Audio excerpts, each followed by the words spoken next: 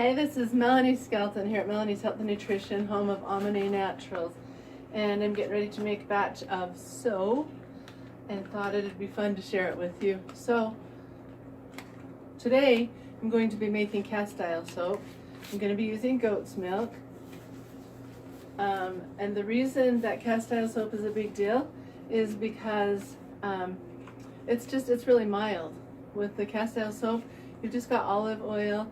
I don't add any other essential oils or extra things. I just keep it really mild with only olive oil. So, and then the goat milk, it adds a kind of a creaminess to the soap. So let's get busy. Here we go. So as I said, we're going to use olive oil in this soap. So let's get ready and measure out our olive oil. I always use a scale to measure all of my soap making ingredients, especially with soap making. That's important because it's really critical that you keep the amounts of oils compared to the lye exact. So here we go, we're just measuring it out. Yeah, that's a lot of olive oil, right? And on to bottle 2. All right, and one more bottle should finish it off this morning with this batch. All right, so one more bottle should finish it off. Okay, so I accidentally deleted the segment where we did the goat milk, so I'm going to have to kind of show you what I did. All right, we started with goat milk that is frozen. You can see that this is frozen. That's what I had put in here. Frozen solid, right? And then took that and slushed it up.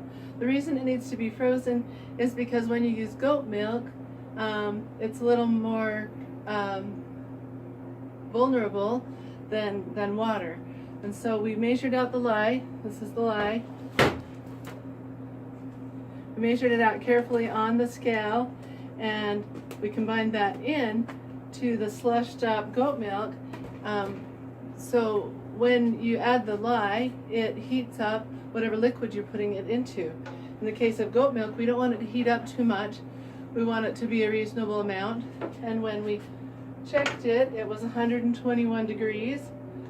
And now it is 115. We're waiting for it to get to 110. So this is how it looks now. Okay, so it's a nice golden liquid, as you can see, and 115 degrees. So we're just waiting for it to come down a few more degrees while we heat up the olive oil. And while we wait for that, we'll get our molds ready.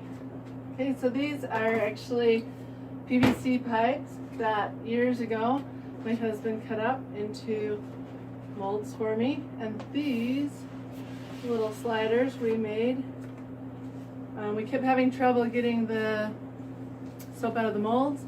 We did like the little freezer method, and that always concerned me, so we came up with these little liners. That was a much better answer for us. Much more efficient, and then don't have to freeze the soap to get it out.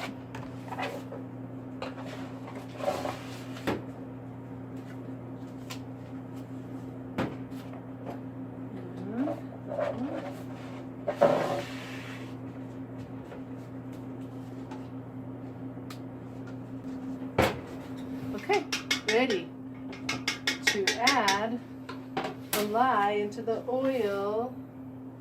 Yay!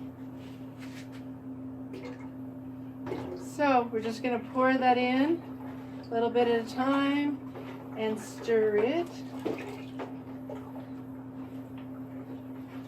And then maybe I'll bring the camera over here so you can see what I'm seeing. So as you can see, I've stirred that lye and goat milk into the olive oil. It's not quite so clear anymore. But the next step is to stir it. And I could stir this all night long before it would get to the next stage, which we call saponification or trace. But we don't like to wait that long. The first time I made an olive oil soap, I really did I would get up in the middle of the night and go stir it some more and then go back to bed. But we're not going to do that. We've got a little stick blender here that's going to speed things up for us. So I don't know how well you'll be able to see this on camera, but this soap is ready. I I'm leaving a little trail of soap when I drip it.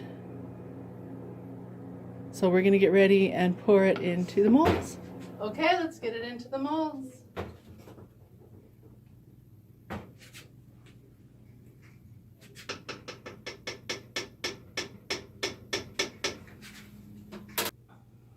Okay, so here we go.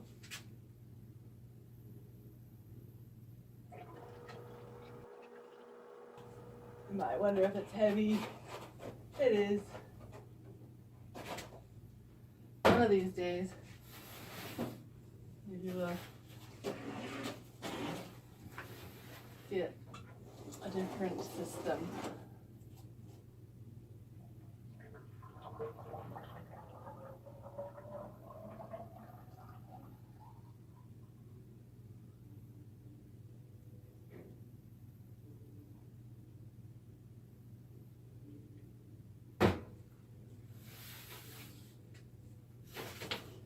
And one more.